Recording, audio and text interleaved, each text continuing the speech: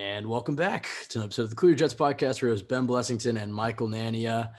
Michael, long time no speak. It's been a few weeks since our last podcast. I'd like to apologize to the listeners. Been going through some personal family stuff that's taken my attention the last few weeks. So we are back, though. We have 17 days until the draft, Michael. So, I mean, in general, there's only so much content you can stretch out. So we've positioned ourselves nicely here to have a lot to talk about over our next few episodes and anticipation for the draft. And before we get into what we have planned for today, Michael, how you been the last few weeks? Oh, I'll be completely honest. Like you said, we've definitely hit this sort of rough stretch in the draft season where we've kind of discussed everything there is to discuss. We know the prospects, we know the scenarios, and now it's just about like changing your mock draft a little bit every single day. So we're definitely in that dry spell where it's like, can the draft just get here at this point? There's not too much more to play out. So I'm excited, but we're definitely in that, sort of little period where it's just all speculation at this point. It's exciting though. It definitely adds to the stakes of draft day, so it's fun. Yeah, I mean, we've kept the anticipation up for our listeners, waiting to see what we're going to think about the Tyler Conklin signings and the much anticipated Tyreek Hill saga. The Jets almost traded. There was like 2 hours there, Michael, where I thought that was about to be the greatest moment of the offseason, and then obviously that fell through. And then also, I'm back in Arizona, and I was waiting in the bushes at Desert Mountain High School trying to see Zach Wilson throw the ball to Elijah Moore. So for anybody doubting our commitment, no, we're still very much around. I did not happen to catch him in person, but I did. Michael, I called Michael. I was in the bushes waiting, and he didn't show up. I mean, it was like 90-degree heat at that point, so I was kind of. But let's be clear that you were not literally in the bushes, because that does sound a little bit weird. But we did. Well, hey, we had a guy stand out in the bushes for Robert Saleh for like 12 hours. This fan base respects commitment, and I'm just trying to let our listeners know. They did respect the Bushman. The bush, yeah, I know. I took a page out of his book. No, I wasn't exactly in the bushes, but I wasn't literally in the bushes, but we did analyze the Jay Feely image, find the high school they were at. Then I was, on Google Maps, like scouting out all the ways to get there and just leading Ben to the field. And then eventually he got a glimpse of it. Unfortunately, Zach Wilson and company were not present at that point, but we did locate it. So there was an effort. We both deserve a job in the front office for that alone. Yeah, exactly. Or detectives. I mean, Michael was the one who figured out the field, but we have a very interesting little debate here, Michael. We both have come up with our own scenarios about draft day, because I'm sure over the next few weeks we'll be doing mailbags and there's plenty of other topics, but let's just pretend it's draft day. And we're recording this Monday, April 11th. Pretend it's draft day. We're going to run through some scenarios. And let's just talk about them. Either your reaction to the scenario that unfolds, or, maybe what you would do in that situation. So it all just surrounds draft day. Just put your Joe Douglas cap on, which I guess is just a bald cap. I was going to unnecessary. Yeah, unnecessary shot at hey, I'll probably lose my hair too, so it's okay. I mean, there's nothing wrong with it. I think it's a great look. If you rock it the right way, I think it can be great. It's all about confidence. Once the hair starts to thin, if you shave it, you grow the beard out, it's a great look. I mean, both the Jets are led by, Robert Saleh and Joe Douglas. So both of them are setting a good example. I guess, Michael, we'll just hop into the first scenario. I think we have something like 12 or so to run through here. And this is a scenario that has been floated in the media a lot, and I'm curious to get your take. If picks 1, 2, and 3 are the top 3 edge rushers, let's say, the Jaguars take Aiden Hutchinson, the Detroit Lions take Trayvon Walker, and the Houston Texans take Kayvon Thibodeau. The Jets are on the clock at pick 4. This is a very realistic possibility. What do you see the Jets doing?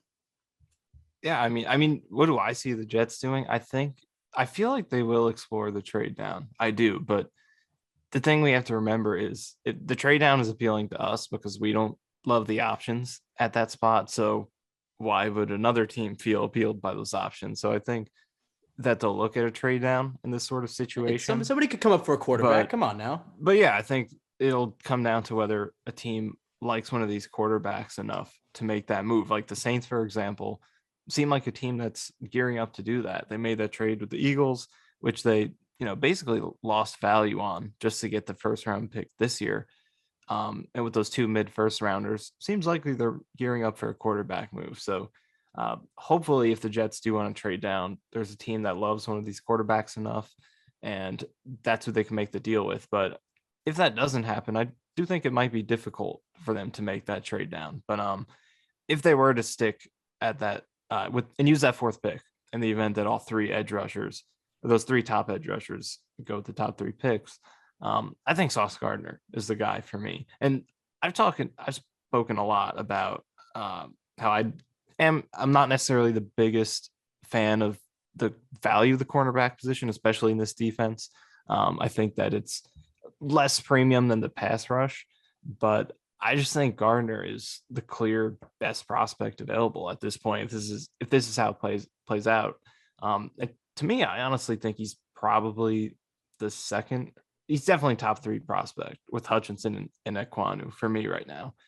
The order I flip flop on that, but he's up there. So I think in this situation, he's just clearly the best prospect. And I know we have Bryce Hall.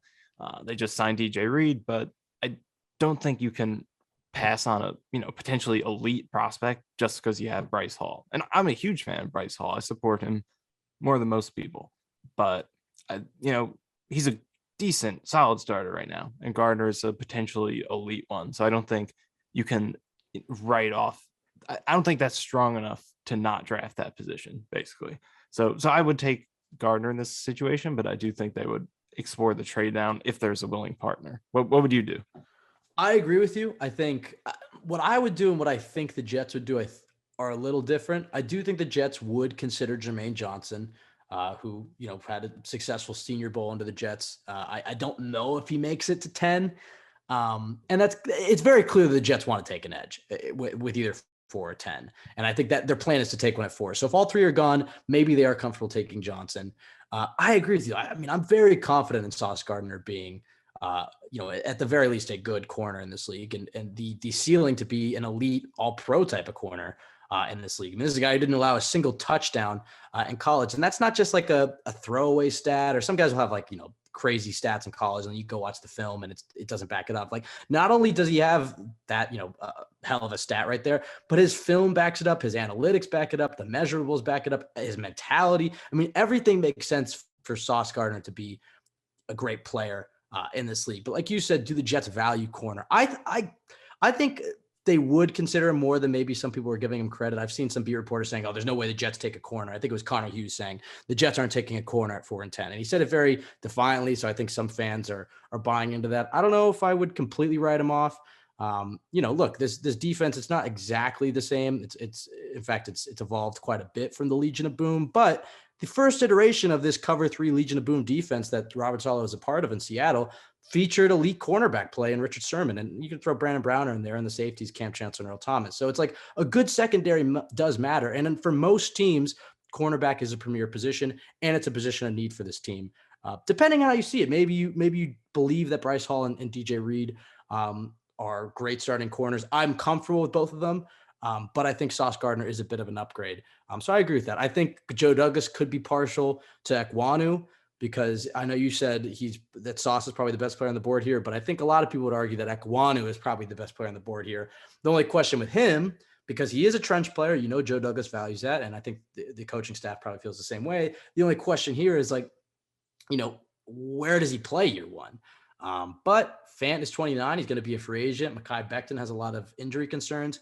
If Ekwonu is the only blue chip player that you see and you want to build through the trenches, maybe they do take him, and maybe they have a competition between Fant and Becton, or they explore trading one of them, or they just stash Ekwonu and see what happens and they let Fant walk. Because again, if Fant plays really well this season, he's going to get an extension, and it's not just going to be an extension of $10 million a year. You look at the amount tackles are getting paid. Fant could get an extension that's worth $15, $16, $17 million a year, depending on how he plays. So if they love Ekwonu, I think they would consider it, or Evan Neal.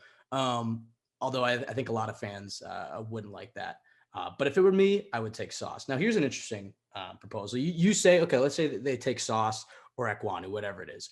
My first question to you is, what do you prefer that they go after at 10, edge or receiver? And there's a few follow-ups here, but let's just say we'll just use Sauce Gardner at 4. They get to pick number 10. I know it depends a little bit on the board, but just on the outset, what do you prefer, an edge or a receiver there? What do you think they need more? I think, man, it's tough because you never want to force needs in the draft, because I think that's how you miss out on talent. And in the long run, that's how your roster the overall talent level is hurt because, you draft for a short-term need, but your needs are going to change in a year. Your needs are going to change by the time the season starts. Once there are injuries, once you get into the season, guys decline, guys improve. So if you're bypassing talent just to fix a need right now, in the long run, that's going to add up, and your drafting isn't going to be as good. So I think it's basically all that is to say, receiver is what everyone's going to point to. Everyone feels like they have to get a receiver in the first round, and I would very much like them to, if they don't pull off a big trade, which it doesn't seem like they are. So I'd like that. Hey, don't say they can still pull off a trade, Michael. Come on, there's still some guys in the market. I'm coping with it at this point. I've taken the copium. I'm looking to the draft now. So you don't think there's any chance? Accepted you don't think there's any Debo, DK, AJ Brown, anything like that? I just don't see it. It just feels like all wishful thinking, honestly. Do you see a chance? I definitely think there's a chance for sure, especially with DK, because you look at Seattle's situation, they're objectively in a rebuild. I mean, they don't even have a quarterback at this point, and DK is going to want at least a $25 million a year deal. His value's at an all-time high. I mean, I think he makes a lot of sense. And I mean, you just look at the contracts that these receivers are getting. I mean, there is an argument to be made, especially with how good receiver classes are every single year, that, maybe it's not, maybe the NFL will turn to a point where it's not worth it to go and trade assets and pay a receiver $25 to $30 million, because it seems like every year, like even this is kind of viewed as not a weak receiver class, but maybe not as strong as other years. And I'd still bet that there's probably gonna be more Pro Bowlers at this, or more starters at this position than any other position in the draft. Like receiver every year you can get talent at. So I think some competitive teams, especially if they have quarterbacks that they're paying a lot of money to, will move on from the receivers. You've already seen that this offseason. So I think there's maybe a 25% chance it happens, because they're certainly in the market. I guess I can agree with that. I think 20, 25%. But again, let's assume it doesn't happen. And so getting back to what I was saying, I think if you get to 10, like obviously everyone's going to want the receiver. But I just feel like, say George Karlaftis is still on the board there. Like I think he's a better prospect than any of the receivers are, and they still really need an edge rusher. Like we don't think enough about how much of a need that could be, when they come into 2023. If Carl Lawson doesn't play well this year, or if he's banged up, he could easily be released. They would owe barely any dead money to release him after this year, clear the entirety of his remaining cap hit. John Franco Myers isn't necessarily the best edge rushing fit. We think he's better on the interior, so they could need some edge help going into next year as well. So anyway, I think that if you get to 10 and they don't take an edge rusher at 4, that an edge rusher could be the best player available at that spot. And I think the edge has good depth too, but I think receiver has a little bit. I'm more confident in the depth there, like who you could get with one of those high second round picks if you pass on one at number 10 versus edge, because I really like Karlaftis. I'm a huge fan of him.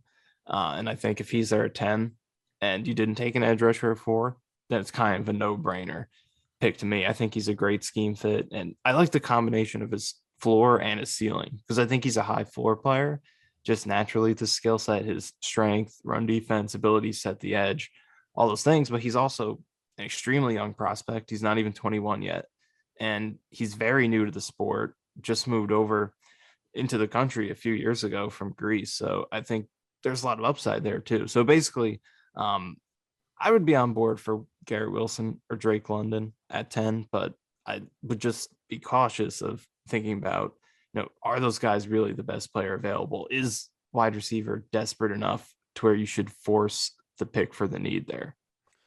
Yeah, I think, and Karlaftis is a guy that's kind of flown under the radar. I think when the season initially ended, he was a guy that people were talking about taking at 4, and now it's like I don't even see many people talking about him at all. Part of that might be the assumption that the Jets will land an edge at 4. But what do you think is the bigger need? I mean, receiver arguably has less talent, but is maybe not as premium a position for this team. I mean, if you had to analyze the roster, what do you think is in a more dire situation, the edge spot or the receiver spot? I think they're both in similar spots. I think they're in a place where, in a perfect world, everyone's healthy.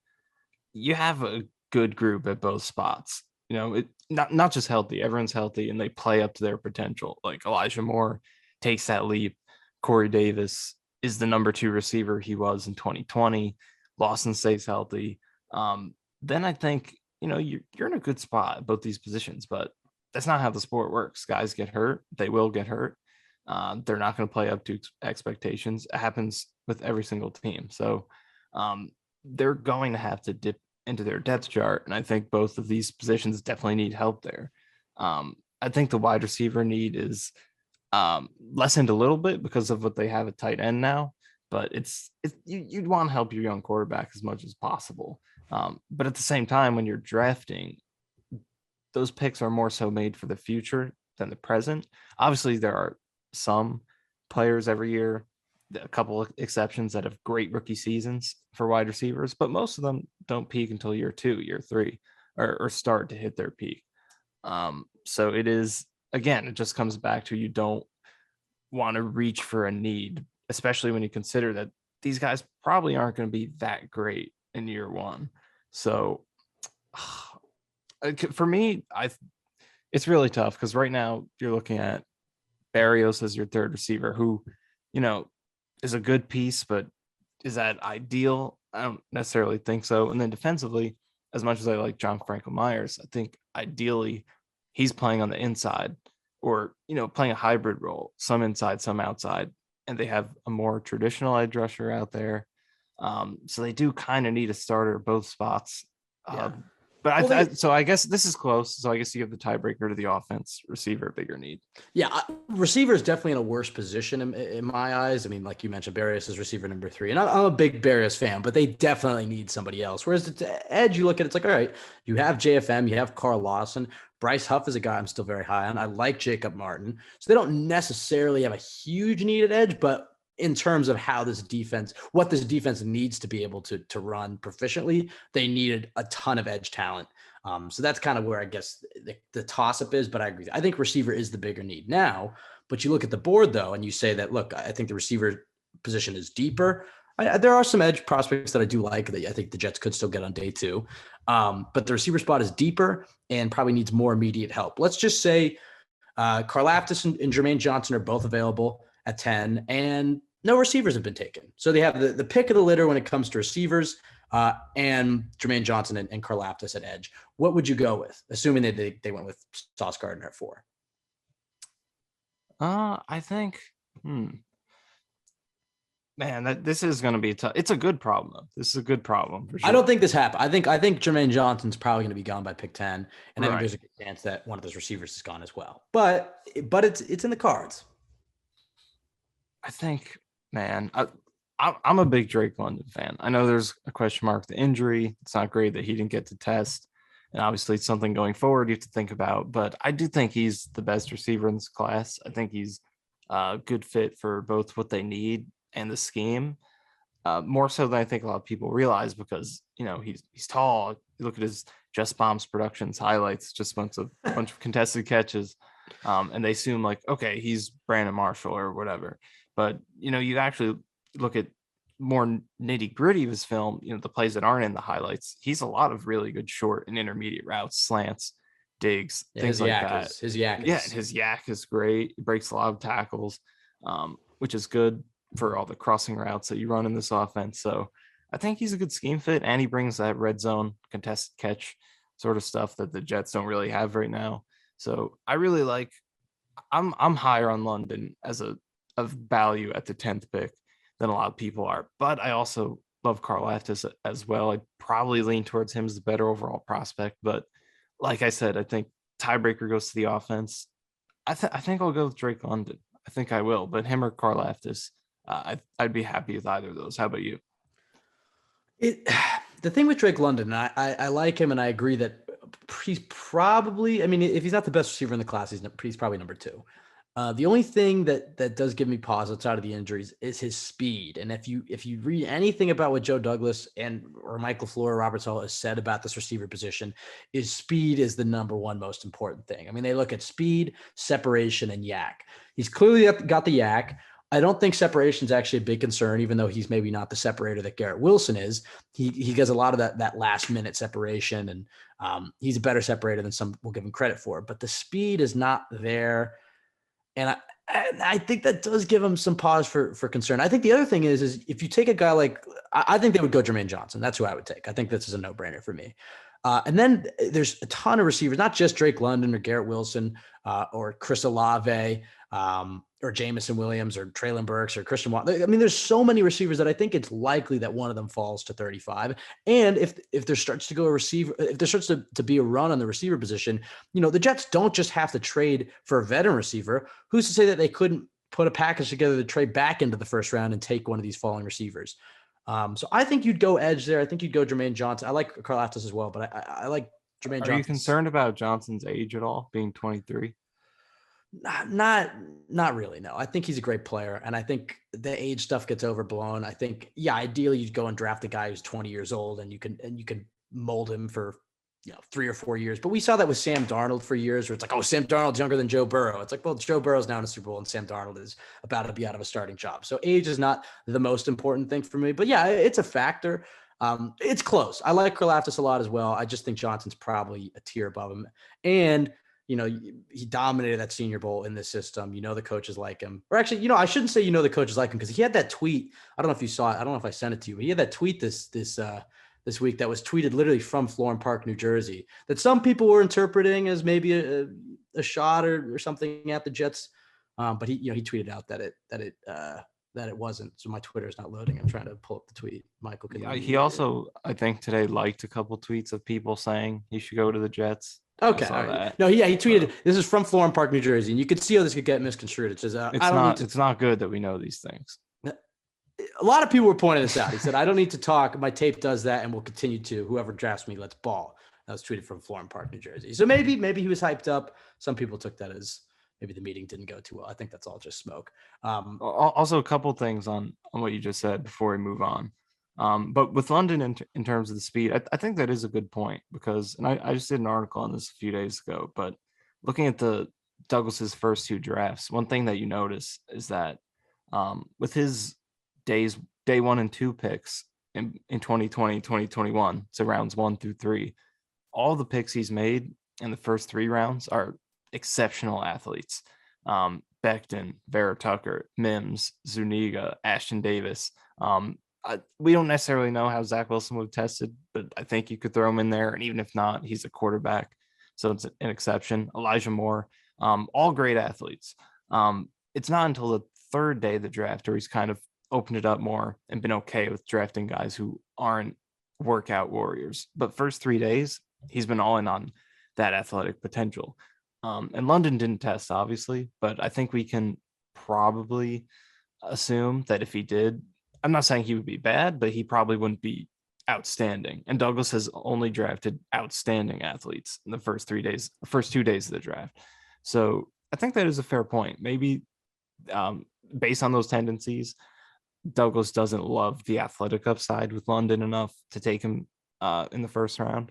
So I think that is a fair point as well. And then another thing you brought up, potentially trading into the bottom of the first round. My counterpoint to that would be, I'm not a fan of doing that. And I think the reason is because we've seen, and we talked about this before, but we've seen the past few drafts that there's been more success with high second round picks than low first round picks.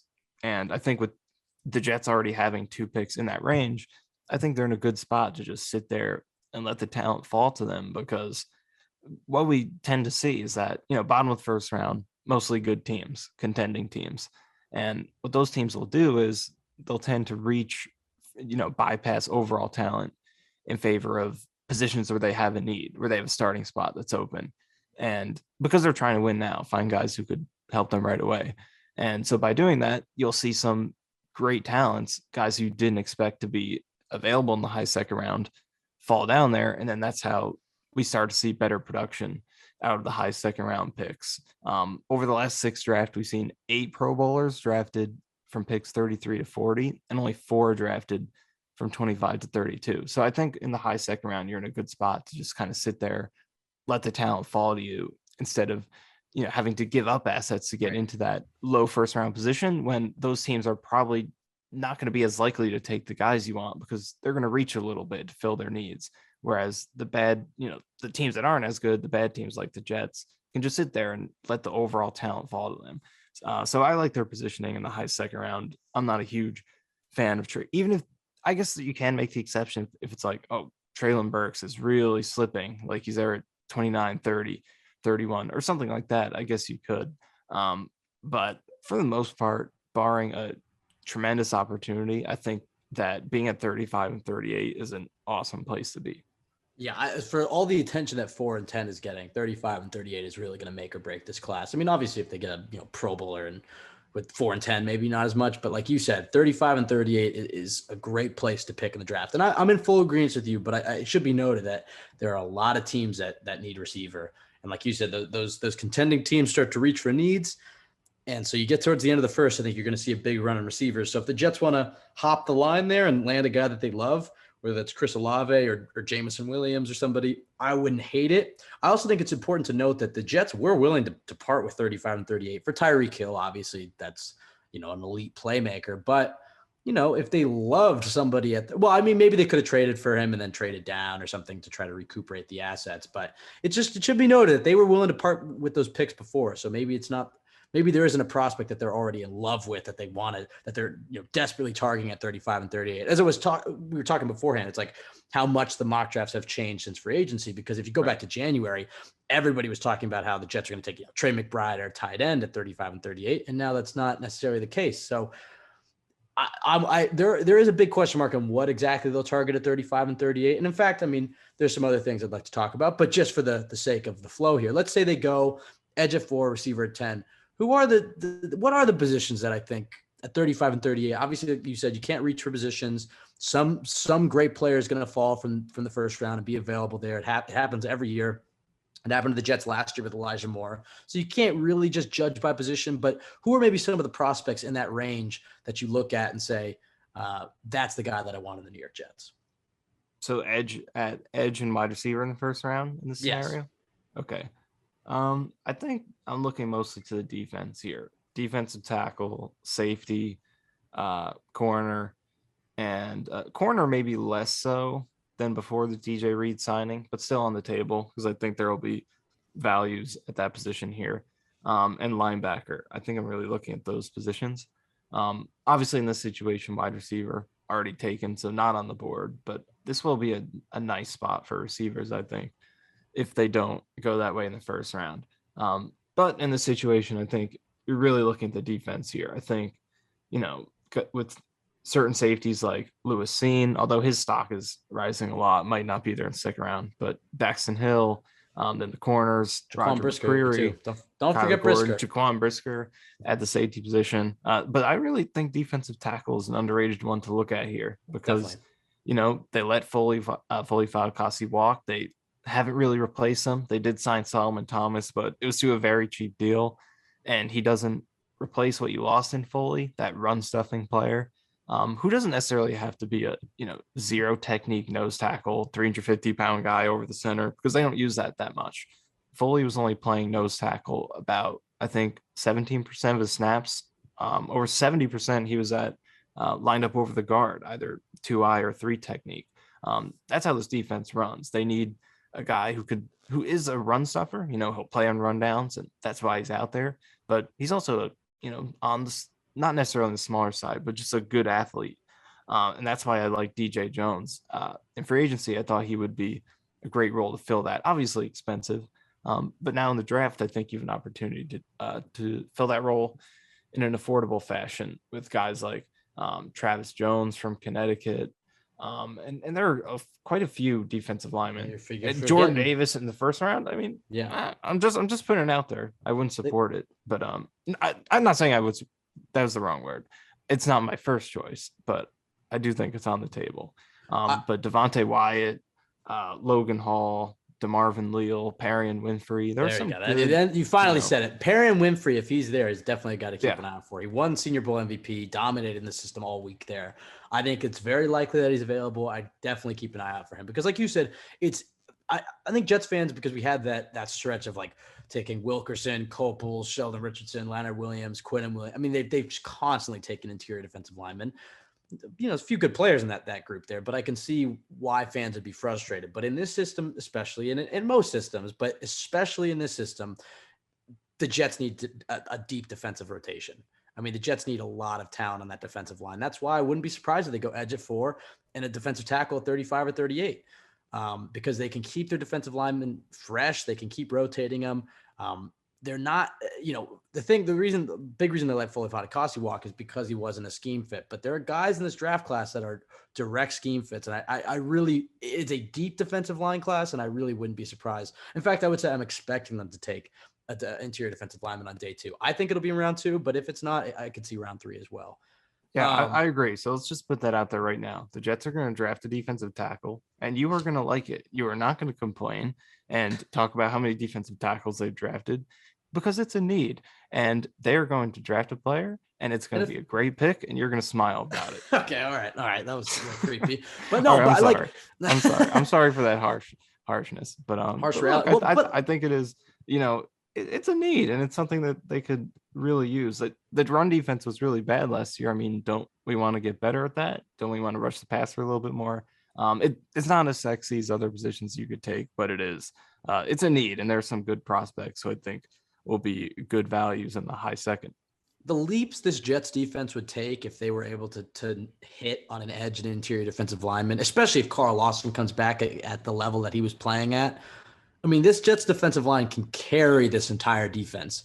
And obviously they were the worst defense in the league last year, but if they can hit on some they can hit on some defensive linemen in the draft, I think you're going to see a huge leap from this defense, especially in the second year in the system. All right. There's a lot of scenarios to go through here, Michael. I'm trying to pick which one you want to go with. I have one. Okay, go ahead. On the topic of wide receivers, which we were just talking about, specifically in the second round. So let's say the Jets don't take a receiver in the first round. They do whatever they do with 4 and 10. They come on the clock at 35. They don't trade up. And there's, let's say none of those 3. I think there's 3 guys who seem pretty obvious first round picks: London, Wilson, Olave. Let's say they're gone. But let's say all of those, sort of fringe first, second round guys are gone as well. So let's say none of those 3 guys I just mentioned. No Jahan Dotson, no George Pickens, no Treylon Burks, no Jesus. Christian Watson. Whoa. None of those guys are available. You're at 35, haven't picked a receiver yet. What are we doing? All right, well, that's not happening. Let's just be clear about it. Because how many receivers? What is that? Like, that would be 7. 9 receivers? Well, 7, but then there's also Jameson Williams, Garrett Wilson, and Drake London gone, right? So I mentioned that's London. 10. Okay, throw Jameson Williams in there. That's 8. All right, my bad. 8 receivers gone in the first. I mean, maybe that could happen. If that happens, I don't expect the Jets to reach for a guy. I mean, like, there's a guy like Sky Moore. All right, how about we make it more realistic? Let's take Pickens. Say Pickens and Watson are available. Do you like one of them here? Oh, I like both of them. Okay. That's actually a really tough call for me, because those are the 2 guys that I would really, if the Jets don't get a receiver in the first round, I just want one of those guys. Pickens is a beast, and he's hard not to fall in love with.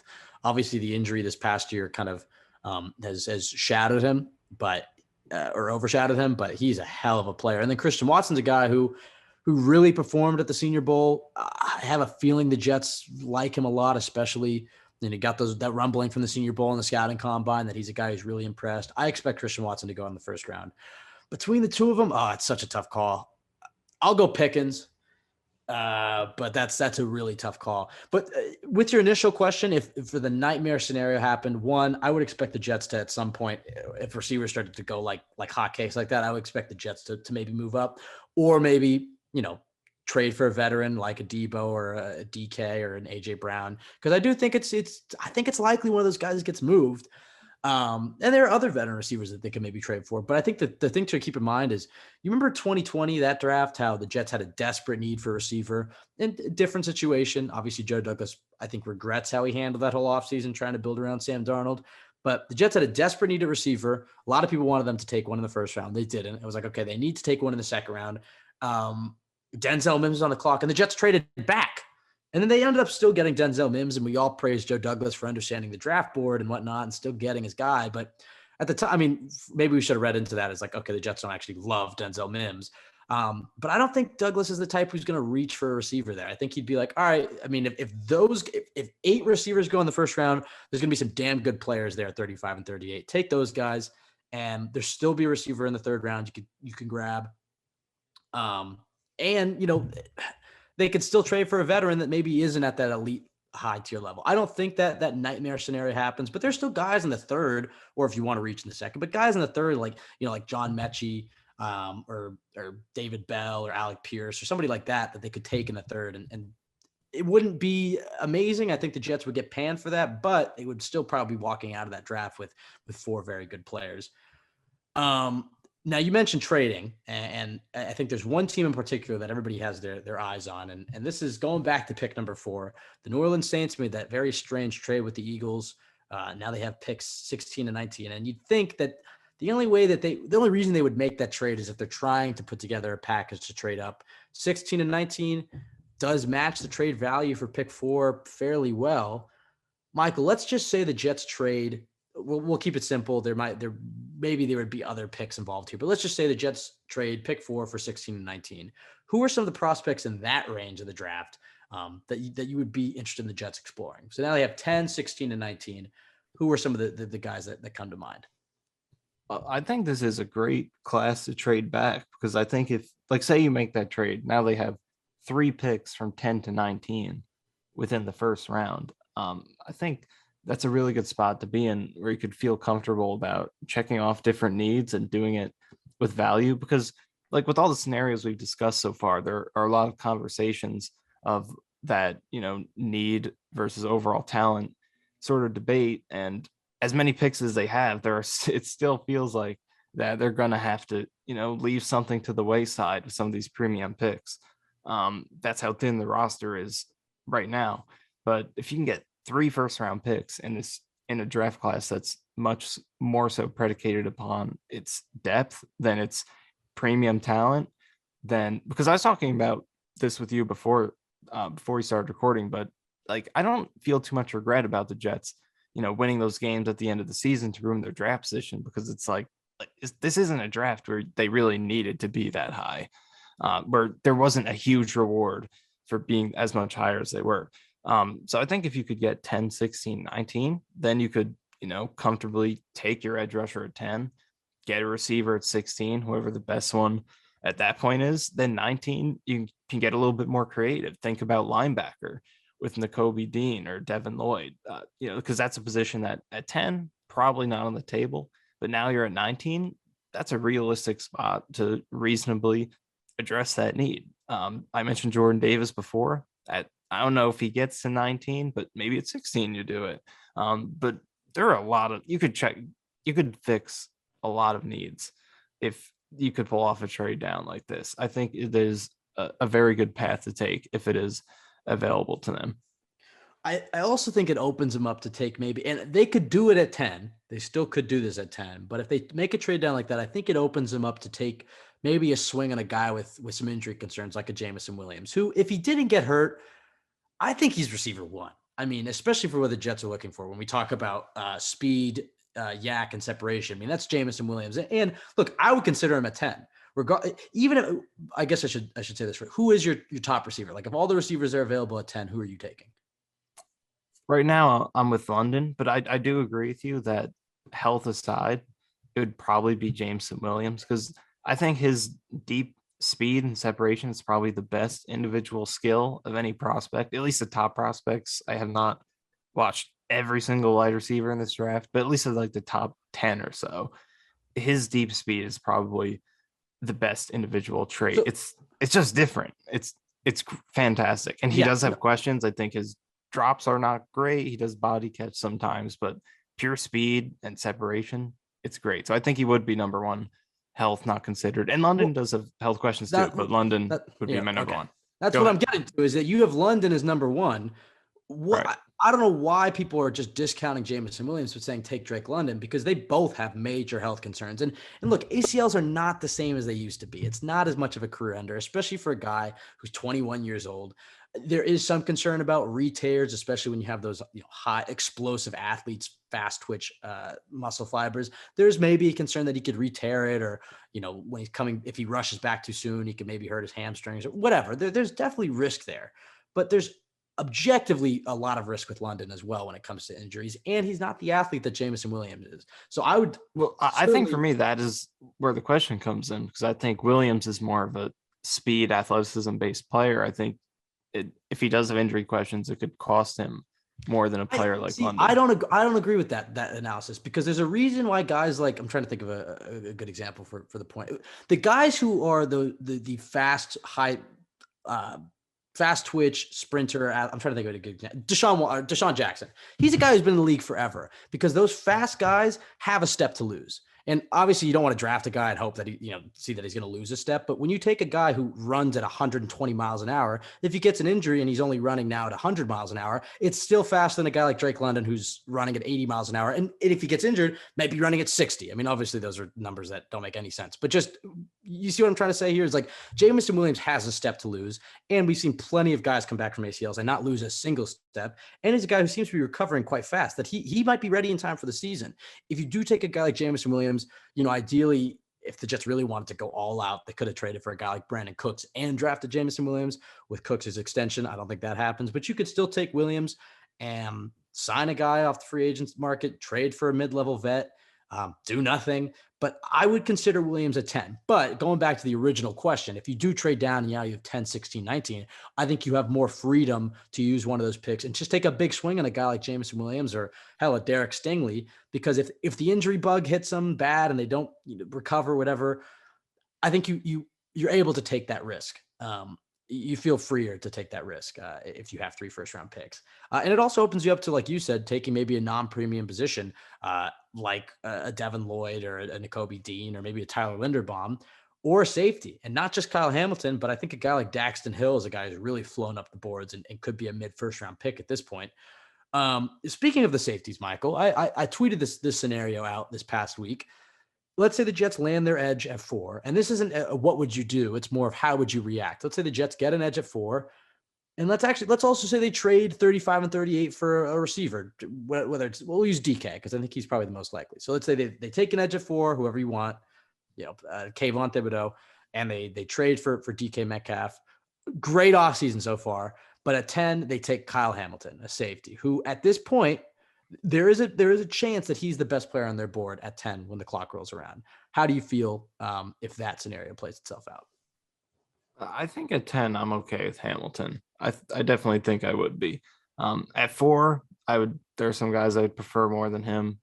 Walker, Thibodeau, obviously the top, Hutchinson, Gardner. I guess those guys mainly. So I'm not a fan at 4, but at 10, if it does play out that way, I think I'd be open to it. There are obviously some question marks with his 40 time wasn't great. But although his 40 wasn't great, he was very good in other drills. So his RAS was still very high. So at 10, I'd be okay with it for sure. And I think it's important to note that you look at the top, and I think I've made this point in the podcast before, but you look at the best defense in the league, the Buffalo Bills. Where are they strongest at? It's not edge. It's not corner. I mean, they do have Tre'Davious White, but they played half the season without him. They're strong at safety and linebacker, which are the 2 positions on defense that you would probably qualify as non-premium.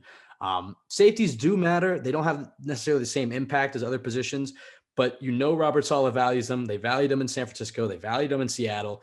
If he falls in love with Kyle Hamilton and they feel like they've addressed edge and receiver, I would not be surprised if he's the pick at 10. I'm not going to go as far as to predict it, but I think it's in the cards, and I think fans should be ready for that. And also, look, if they trade for an elite receiver and still get an edge at 4, I don't really give a damn what they do at 10, if I'm being honest. Just take the best player available. If that's Linderbaum or Devin Lloyd or somebody out of left field, I think, that's a scenario you can get behind, because also I think they only take that safety if they feel that he's that elite unicorn that he's been billed as. The negative that I raised, and it's not necessarily him as a player, it's, do you want to be investing? Let's say he's good. And then it's like, you probably want to give you want to re-sign your own guys. Joe Douglas is going to want to keep his own guys. Do you want to be investing premium assets in a safety? I mean, this is the Jamal Adams question before the whole drama and trading and whatever, but it's almost like the Jets were better off just sending him out of there instead of paying him, Seahawks gave him like $17 million a year. It's like, do you want to end up paying big money at safety, or would you rather just every few years sign a guy like a Jordan Whitehead and pair him with a veteran? I mean, it feels like every year there's solid safeties in the market. So that is the one argument for like, do you really want to take him? But if they have Kyle Hamilton as a top 10 player in this draft and they get to 10 and he's the top guy on the board and they feel like they've addressed their other needs, it makes sense. It does make sense. Another reaction question for you, Michael, and this is one that I know how you already feel before I ask this question, but let's just say it goes edge, 1, 2, 3. Jets are at 4. They don't take Sauce. They take Ike Ekwonu or Evan Neal. They take an offensive tackle. How do you feel, and how are you going to rationalize it? Because we all know that by day 3 of the draft, you'll have come around on that pick. So how do you predict yourself rationalizing that pick? Joe Douglas loves his offensive linemen. It's certainly in the cards, even if there's not necessarily a space for them. Yeah. So, I mean, like you said, I'll be completely honest. I would have a negative reaction to that initially, but by the third day, I'd be tooting Douglas's horn, putting out all these tweets about how it was the greatest pick ever. That's just how 100 reasons to believe in Ike Ekwonu. 100 reasons to believe in Evan Neal.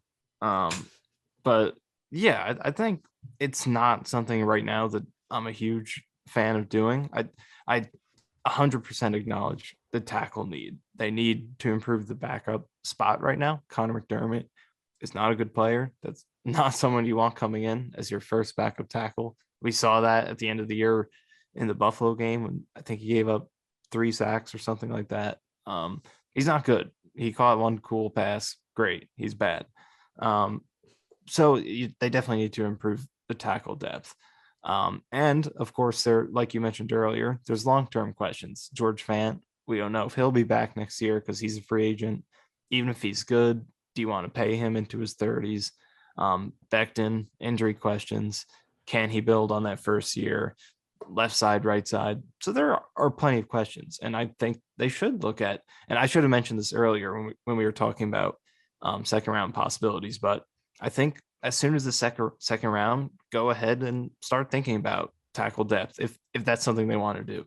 But with the 4th pick, I just think that's too early for a position where ideally, if everything plays out right, like you have your starters in place because that guy's coming in day 1 and he's a backup. I just don't think with the 4th pick, you should be taking a player who is not going to be starting for you right away.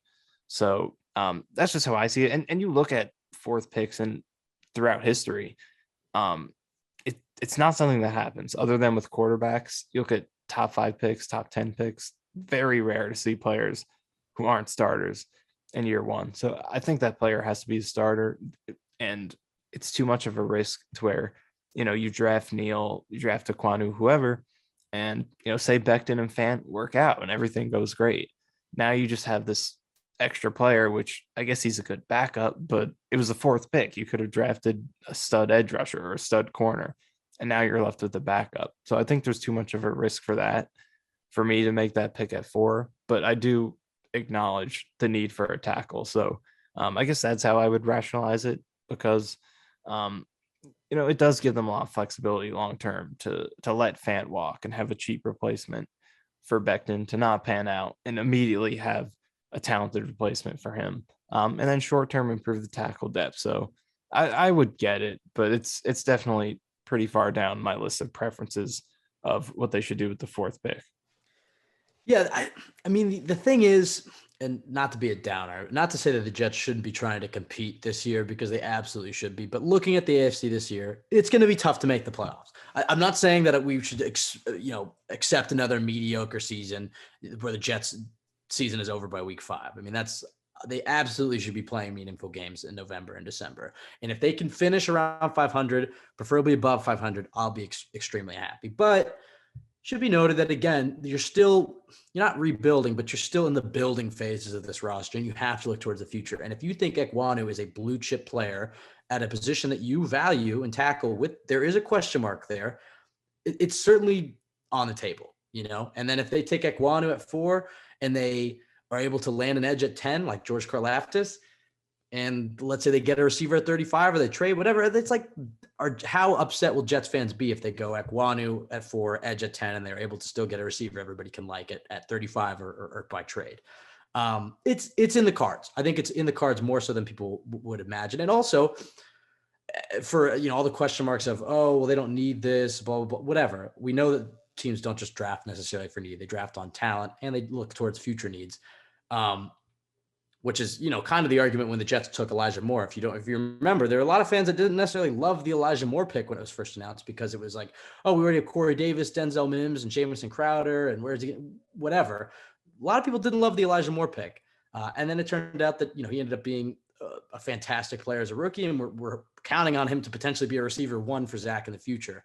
If the Jets take Ekwonu and they have an offensive line of let's just ignore George Fant for a second, of Ekwonu and Laken Tomlinson and Elijah Vera-Tucker and Mekhi Becton, and then you throw Connor McGovern there. I mean, that's 4 maulers and a finesse center right there, but 4 absolute maulers. I mean, if Becton comes back to his form as a rookie and Ekwonu is what we think he is, and same goes for AVT and Tomlinson, but the expectation would be with Ekwonu that the Jets have the best offensive line in the league. And you have how many bad teams have amazing offensive lines? Not many. So I could get behind it. I could certainly rationalize it. It's not as sexy from a need perspective, and you do worry about getting the edge or getting the receivers. But I think it should be noted, and we haven't really talked about this because we haven't done the podcast since the Jets signed Tyler Conklin. The Jets did bring in 2 receiving tight ends. This is an offense that wanted to run a lot of 12 personnel. They had to make some adjustments to incorporate more 11 personnel. And by the end of the year, I think they had the highest usage of 10 personnel, which is 4 receivers for anybody who doesn't know. But I would imagine that they're going to probably revert more to the mean of what this offense was supposed to be, which is a lot of 12 personnel. They want to come out in those run first formations, be able to run it down your throat, and then be able to open it up with play action, take deep shots, keep the defense guessing. So maybe receiver isn't as big of a need. I mean, Michael, with the addition of Conklin and Uzomah, how do you feel like that changes not just the need for receiver, because I think they definitely need a receiver, but maybe more so the type of receiver? Because when you talk about Drake London, one of the things that he brings you is going to be that jump ball contested catch ability, which we know Zach Wilson thrived with at BYU with a guy like Dax Milne. And I do think that Zach is going to need that, but the argument can be made, hey, maybe he'll get that contested catch stuff from Uzomah and Conklin, and the receiver should be more focused on speed and athleticism. Do you kind of agree with that point, or do you think, look, just take the best receiver and then figure out the offense? Well, I think it definitely makes it less desperate in terms of needing a wide receiver in this draft, just because you have 2, starting caliber pass catchers at tight end. In terms of the skill set, I think I do agree with you. It does kind of increase the need for more of like a take the top off the defense downfield kind of guy, because that is the one thing that when Zach Wilson was playing better near the end of the season wasn't quite there. He was much sharper on the short passes, the intermediate stuff, but there's pretty much no deep production to speak of down the stretch. His only deep production was in that Titans game that I can really think pretty much. And I know he didn't have Moore, Davis at the end of the season, but even when he did have them at the beginning of the year, he was mostly missing them when he did try those throws. You look at the Falcons game, Panthers game, he did have some good balls. Moore dropped one, but down the stretch of the season, it was all short and intermediate stuff. They didn't really have someone who could take the top off. And Elijah Moore can do that, but I think his bread and butter is going to be being that go-to guy on short, intermediate stuff, design touches. Davis is more of an intermediate guy too, not necessarily like a vertical winner. So they could really use that. And then again, back to the tight end point, you have 2 more guys who are good safety blankets. They know to find the soft spots, can catch checkdowns. Conklin's a very good short route runner. Uzomah's a good yak guy. So they bring a lot of that underneath stuff. And what they really don't have right now is that explosive downfield kind of guy. So I think it does sort of push you in towards that direction a little bit more. I definitely would say it does. All right, Michael, let's end here with a quick little mock draft. Let's go through the picks and just the top 10 picks in this draft, and let's see who you would take, who you and I would take. I haven't written this out, so I guess you and I can kind of communally do it. What do we think each team would do? And then when we're not going to choose for the Jets. We are going to choose for the Jets, but we're not going to try to map it out to see, the best options for 4 and 10. Let's just try to do this organically. I think most people agree that it'll probably be Aiden Hutchinson at number 1. maybe Ike Ekwonu, but probably Hutchinson number one. Any objections? Yeah, I'll go. Well, I'll agree with that. Yeah. And then at 2, I mean, there's some Malik Willis chatter. To make it interesting, let's just say Trayvon Walker. Do you agree with that? I mean, we could. I'm kind of bouncing off you. I just want to get I want to get an organic mock draft here. What do you think? Malik? Yeah, let's say no quarterback. I think it makes the decision more interesting for us. Okay, so we'll go Walker. And then at 3, Houston Texans. Now, I floated out to you before the podcast. I think I would keep an eye on Sauce Gardner at number 3. Nobody's talking. No, I haven't really seen many people talk about that. But you look at that front office coming for New England. I mean, that New England invests in the defensive backfield. You think about how many elite corners and safeties that they've had. I think Nick Caserio's might look at Sauce Gardner and fall in love with them. So I'm kind of leaning towards Sauce at number 3. Do you have? Let's go with that. That's a strong point. I think let's go with it. Okay, so our top 3 right now is Hutchinson to the Jaguars, Trayvon Walker to the Lions, and Sauce Gardner to the Texans. The Jets are sitting at 4. Kayvon Thibodeau is on the board. Do you buy any of the smoke that maybe the Jets want to, or teams are going to stay away? And Rich Samini said somebody had a tweet that basically said Kayvon's a lock to go top 5, and then Rich Samini replied, I wouldn't count on it or something, which is a little cryptic. Maybe he knows something that everybody else doesn't know, but there has been rumblings that Kayvon could fall. Are you buying those rumors? Do you think the Jets go a different edge? Do they do the obvious and take Kayvon? What do you think they do here? And this is what you think they'll do, not what you would do. It's one of the hardest things for us to project because it's such an important part of where players get drafted and whether they succeed. And it's something we frankly know nothing about. And unless there's like an extreme case where a guy has, legitimate off-field problems that are documented. When it's this kind of smoke sort of thing where there's not really evidence for it, just kind of talk. We don't know if it's real or if it's just, teams throwing it out there so he falls to them. If it's unsubstantiated, we don't know. So it is hard for us. But I do think that if it is real, it is something that the Jets will pass on because I feel like Douglas has shown a strong leaning towards those high character type of players. So if there is sort of skepticism there, I feel like that they'll probably pass on them in favor of, a player that they're more confident in that department. So I guess that's where I would stand on it. If I don't necessarily know, we don't know for sure, but if it is legitimate, I do think the Jets would pass. You think they're going to pass? So who do you have them taking it for then? Because I already written down Kayvon. I thought it was. I was pretty confident you were going to say that they would take Kayvon, so I already wrote him down. But if they don't go Kayvon at 4, who do you see? We can go with them. I'm just saying that I think if it is legitimate, they would pass. But assuming it's not, because that's where I lean. I lean towards it not being legitimate because I just feel like he's the type of guy where I think he's just a little bit more vocal about his thoughts, and that rubs some people the wrong way. But I mean, Aiden Hutchinson has like a documentary about himself going on right now, and it was really just people to come around filming him. It was really just that he said that part of the reason he chose Oregon over Alabama was because that you can get a job at Nike afterwards, and it was about his brand, and so I guess the Jets have talked about they want guys who eat, sleep, die, whatever, live football. And because, when you're internally motivated like that, when you get money, when you get the success, that you'll always come back to football, and that'll be your number one thing. So there is legitimate smoke that the Jets might not take him. But at the same time, there was also a report that the Jets just see him as like the new age athlete and whatever. At the same time, he's a super talented football player at a position of need. And if you put him in this defense, I think you'll see him thrive. So I haven't taken Kayvon, and I think but as you said, it really comes down to those pre-draft interviews. I think he has one with the Jets this Friday. That'll be a big deal.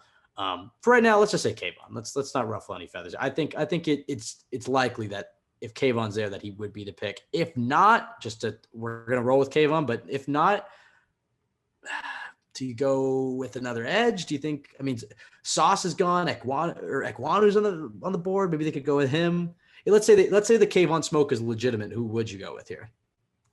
I mean, in terms of what they'll do, I definitely agree with you that I think the tackle possibility is probably more real than tackle skeptics like myself would like to admit. Man, it does become really tough if you're in this situation and they're not sold on Kayvon character wise. Maybe they it would be a reach in the eyes of a lot of people. Maybe they do go for one of the other edge rushers, Karlaftis or Johnson. That's the only other possibility I could really see. It may be Hamilton. Maybe they do see him. No, they're not taking a safety at 4. Come on now. Again, I'm just throwing it out there in this somewhat of a nightmare scenario. I don't know. What do you think they would do? So if they don't buy Thibodeau and Sauce, I mean, and then I guess we're also assuming in this nightmare scenario that no team wants to trade up, correct? Yes. Yeah. I think they go. I want to say Jermaine Johnson. I think they go Jermaine Johnson, but yeah, it's either Johnson or Ekwonu in my eyes. I think that'd be a reach, honestly. You think Johnson would be a reach? A lot of people have Johnson going at 4. I do. A lot of people have him going 7. I mean, it's not like, I don't know. I don't think it's a massive reach. I mean, if you love the player, you take him at 4. But okay, if you think that's a reach, then I think Ekwonu probably makes the most sense. I think it would be Ekwonu. As much as I don't like to admit it, I think it would be him in this situation. I guess the other option is just hope for a trade down. Okay, so let's say we have Hutchinson number 1, Trayvon Walker number 2, Sauce Gardner number 3, Kayvon number 4. Giants are picking. What do we give them? Probably a tackle. Ekwonu or Neal? Who do you think? Who's Joe Schoen and Brian Dable will strike you? More of an Ekwonu guy or a Neal guy? I'm sort of feeling Neal. Dable has the Alabama connection. I can see Neal. Okay, fine. Neal. All right, so we have Neal, and then 6, the Panthers. Sorry, Sam, but I'm thinking Malik Willis here. Do you agree with that, or do you think they go and try to build? I mean, Ekwonu's on the board. They have a definite need at offensive tackle. Which way are you leaning? I'm leaning Willis because I think Rule is on the hot seat, and I think he has to take a swing. I mean, yeah, let's go Willis. The other way to look at that is that, he just tries to give Sam the best chance to succeed. But after they brought in Cam last year and Darnold fell apart and it's a new system. I was talking to you. I mean, just a bummer for Sam. I'm not saying that, Sam was going to be a Pro Bowler, but the fact that he has literally had zero continuity when it comes to offensive schemes. I mean, the only continuity he's ever had was Gase from 2019 to 2020, which we can all acknowledge is probably the worst offensive system in the league. But every year he has a new offensive coordinator, and he's just not been able to get comfortable. So I'll go Willis because I think it buys Rule some more time. Giants back on the clock. Sauce Gardner's gone. That's the guy who I see mocked to them a lot. They could go Jermaine Johnson. They could go Kyle Hamilton. What are you feeling? We just what do you think? Hamilton? Yeah, sure. You know what? They come from Buffalo. They saw the success of Micah Hyde and Jordan Poyer. Yeah. Let's say they fall in love with Hamilton. Whatever. We'll say that. I think that makes sense. Okay, then the Falcons on the clock. Let's make it a little harder at 10. Let's say they take a receiver. Which receiver do you think? Falcons? It's got to be a receiver here. I think Garrett Wilson. So Garrett Wilson's gone, who I think makes a lot of sense for the Jets at 10 when you look at the type of receiver that they would want. So that's a bit of a bummer. And then lastly, the Seahawks are available, or the Seahawks are picking at 9. I could kind of see the Stingley buzz for some reason, just because it kind of seems like a John Schneider pick to me. They do always try to go for, maybe Stingley isn't there. They always try to outsmart everybody. If you notice that, every Seahawks first round pick is always kind of somebody out of nowhere. Actually, Ekwonu's still on the board, so they could go. Oh yeah, they probably go Ekwonu in this situation, right? Yeah. Yeah, we really let him slip a little bit. But I guess if he gets past the Giants and the Jets, there is going to be kind of a tumble. I mean, the Falcons could maybe take him. Yeah, the Falcons that's true. The Falcons make a lot of sense. We already gave him Wilson. Yeah, whatever. We gave him Wilson. We'll just go Ekwonu. He has to go here. All right, now the Jets are on the board, and just a reminder, so we had Hutchinson go number 1, Trayvon Walker 2, Sauce Gardner 3, Kayvon Thibodeau 4, Evan Neal 5, Malik Willis 6, Kyle Hamilton 7, Garrett Wilson number 8, and Ike Ekwonu number 9. Michael, you were on the clock as Joe Douglas. Put your bald cap on. Who do you see the Jets taking at 10? I think you got a good choice. This is a good scenario where you get. Let's go through the options. Let's go through the options. So a receiver, they could go with a receiver. Drake London is probably the favorite there, but Jameson Williams also on the board. Keep an eye on Chris Olave. I wouldn't rule him out. He's another guy to keep an eye out for with his 4.22 speed. If they don't go receiver, I mean they could go the Stingley route. have both the edge options, or second tier edge options, I guess you'd call them, in Karlaftis and Johnson. Well, they took Kayvon, so Oh my, I I'm don't so see. stupid. I forgot we did that. No worries. They're probably a receiver. I mean, all the rumblings is that they'd go receiver here. So it really just comes down to which receiver you want, and you like Drake Right. London, but you made a really good point about Douglas taking the athletes on the opening days of Yeah. the draft. Do you think? Who do And you there think? is some optimism with Jameson Williams, his recovery. He recently said that he should be good to go for camp, or at least around there. Let's go Jameson Williams. That's who I was going to. I was feeling hoping. it. I'm kind of feeling it. You just completely jumped off the Drake London train right there. But yeah, I just jumped right off. I'll go Jameson Williams, and I think a lot of fans might draw the scorn of some fans, especially considering the injury luck of this team. But it's like as I mentioned to you earlier, you have Drake London as your number one receiver, but hell, he's got a ton of injury issues too. He couldn't even, like you said, he couldn't even make his pro day. He's having injuries with his. Obviously, he broke his ankle. He's had some hamstring injuries recently as well. I mean, and before this injury for Jameson Williams, he wasn't really an injury-prone guy. So I like Jameson Williams there. And he makes the most amount of sense. When you look at the three things, as I said, speed, I mean, double check for him. Separation, check for him. Yak, check for Jameson Williams. And he fits that exact type of burner, take the top off of the defense that they really need. So it sets the Jets up with Kayvon and Jameson Williams. I'm walking out of that draft, Michael. I'm skipping out of that draft class. I love draft. Obviously, there's some question marks with the off-field stuff with Kayvon, the injury stuff with Jameson Williams, but you have to love the if that was the Jets draft class in round one, you have to love the swings.